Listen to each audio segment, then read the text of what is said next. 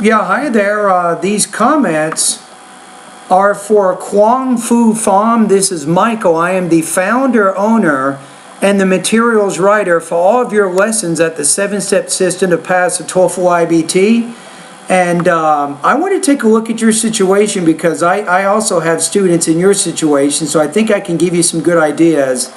So the question is, I'm not really good at integrated writing and the writing part and the listening. How should I improve? So Ergen says, there is a subtle line you need to unearth in academic essay. You integrate the reading part, look at paraphrasing and rephrasing.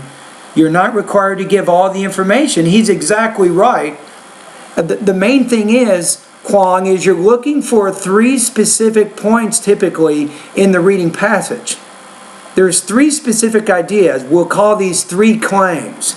The reading makes 3 claims. What you're going to do is take your paper, draw a line down the middle. On the left side, put reading.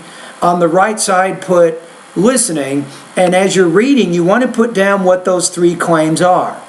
Now, secondly, as you listen to the lecture, you're not trying to hear everything. That's what Ergen is trying to tell you. Is you want to listen for specific points. We call these counterpoints. Each counterpoint will be different from what you heard in the lecture, in the actual reading passage, I should say. So then you write down 3 points from the reading, 3 counterpoints from the listening, and now it's time to integrate, to put these ideas together. I just had a student today, his name's Hytham, and he put together a integrated writing practice test for my online course, and he actually had an organized response. So what he did is in his second paragraph, he listed the first claim from the reading passage, and then he showed how the listening was different from that claim. Then he moved on to the next paragraph. He listed the second claim from the reading passage, and then he talked about how the listening also contradicted that idea. Then he went to his 4th paragraph. He listed the next claim from the reading, and then he showed how the listening was different from that. And then he had his introduction and his conclusion. That was it. Now, I'm not saying you have to have 5 paragraphs. I've seen people do it in 3. You can probably do it in 4. But the main thing is you have to be pretty good at understanding those main points. Now, some of the other people in this particular discussion thread, the Facebook page, are giving you some good ideas. Anshul is saying you can take listening lessons available online. It's true. You can get a lot of audio practice almost anywhere. There's a good website called National Public Radio, www.npr.org, and you can get really good listening practice there. Quang, Urgent, he gives you some additional comments.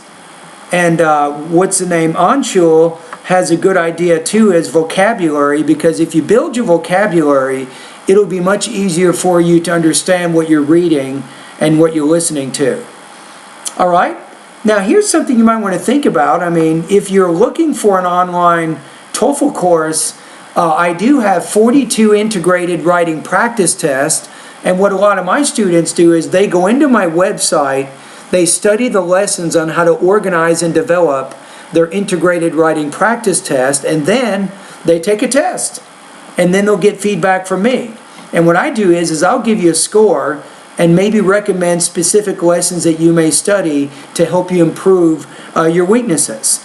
And my online course also has a really good listening section. I have a great vocabulary section and a grammar section, and those sections are important in helping supplement what you're learning in the writing area of my course. Because let's face it, there are a lot of different skills that you have to be pretty good at, Quang, if you want to do well with the integrated writing task. Obviously, you have to have good reading proficiency. You have to have good listening proficiency. You need to have good note-taking abilities in both reading and listening situations. And you have to have good vocabulary in order to express your ideas, because like Ergen is saying, you have to be able to paraphrase and rephrase ideas. And why is he saying that? He's saying that because if you do not paraphrase and you write exactly the words from the reading passage, you will get a very, very low score, which you do not want. Am I right? Okay, anyway, thank you very much. I hope I've given you some good ideas in this particular video, and all the best to your high-scoring integrated writing success.